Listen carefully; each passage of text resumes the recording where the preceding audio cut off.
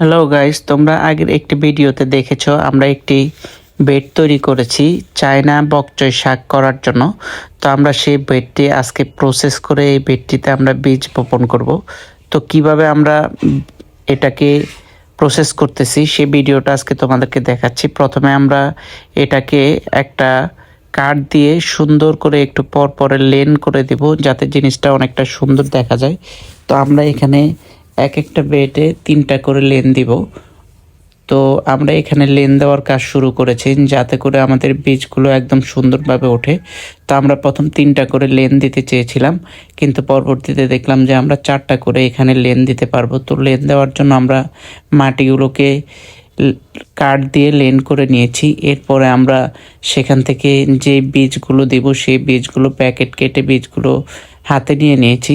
এরপরে আমরা কিছু জৈব সার সেই লেনগুলোতে দিয়ে দিয়েছি যাতে করে বীজগুলো দেওয়ার পরে বীজগুলোতে পানি দিলে এখানে জৈব সারে যাতে গাছগুলো ওঠার পর তারপর তাড়াতাড়ি গাছগুলো বেড়ে ওঠে।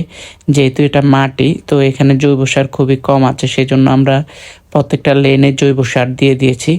এরপরে জৈব সার দেওয়ার পরে আমরা আস্তে আস্তে বীজগুলো হাতে নিয়ে এখানে অল্প অল্প করে পাতলা করে আমরা বীজগুলো দেওয়া শুরু করেছি। আমরা এখানে এই বীজগুলো দেওয়ার কারণ হলো যেহেতু এখানে ভিন্ন একটা জায়গা আমরা বেড করে নিয়েছি, এই শাকগুলো আমরা আগে কখনো চাষ করিনি। যেহেতু নতুন একটি অভিজ্ঞতা আমরা নিতেছি, সেই জন্য খুব সাবধানতার সাথে এই কাজগুলো করতেছি এবং যাতে করে দেখতেও অনেকটা সুন্দর দেখা যায় সেজন্য কাজগুলো করতেছি আমরা। তো এটা আমরা প্রথম বোতল দিয়ে 4 কোণায় 4টা বোতল গেড়ে মাঝখানে 2টা বোতল দিয়ে দড়ি দিয়ে সুন্দর করে টানিয়ে নিয়েছি।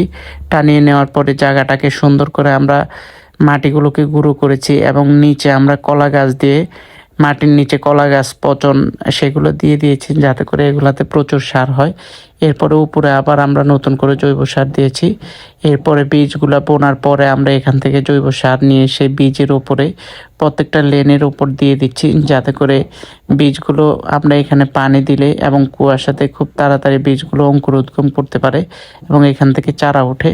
তো এখনই আমরা এটাতে পানি নিয়ে সুন্দর করে প্রত্যেকটাতে আমরা পানি ছিটিয়ে দিব। তো এরপর আমরা পানি নিয়ে নিলাম এবং পানি দেওয়ার কাজ শুরু করলাম। প্রথমে আমরা যে লেনগুলো করেছি সেই লেনগুলোতে আমরা পানি দিয়ে দিচ্ছি। কারণ হলো আগে লেনগুলোতে পানি না দিলে যদি এলোমেলো করে পানি দিই তাহলে বীজগুলো সরে যাবে। এজন্য আমরা আগে লেনগুলোতে পানি দিয়ে মাটিটা শক্ত করে দিচ্ছি যাতে করে ওইখানের বীজগুলো না সরে যেতে পারে।